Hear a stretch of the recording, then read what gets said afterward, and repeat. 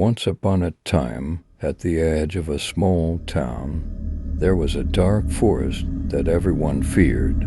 As night fell, people avoided going there, whispering about the eerie tales surrounding it. Deep within the forest stood an abandoned old mansion, and no one knew what lay inside. One night, a brave but curious man decided to venture into the dark forest.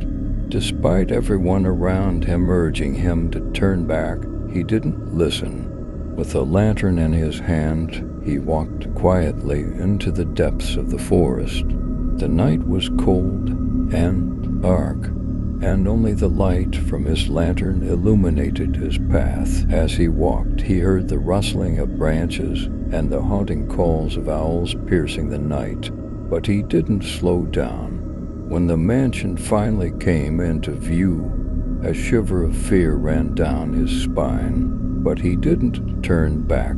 He approached the door and gently pushed it open. The inside was even darker than he had expected, with the lantern's light barely lighting a few steps ahead. Suddenly, he heard a rustling behind him. He turned in fear but saw nothing. Just as he was about to breathe a sigh of relief, a shadow moved in the dim corridor of the mansion. Was it a ghost or a creature? The man's heart began to race. The shadow grew closer, and so did his fear.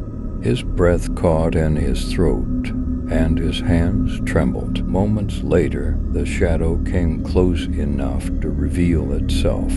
It was a tall, thin figure with glowing eyes. The man's heart pounded harder as he saw its contorted and deformed face.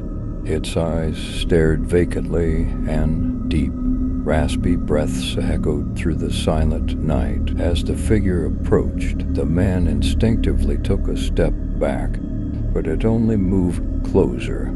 He wanted to run, but his feet felt glued to the floor. When the figure was right in front of him, they locked eyes. Summoning all his courage, the man swung his lantern at the figure.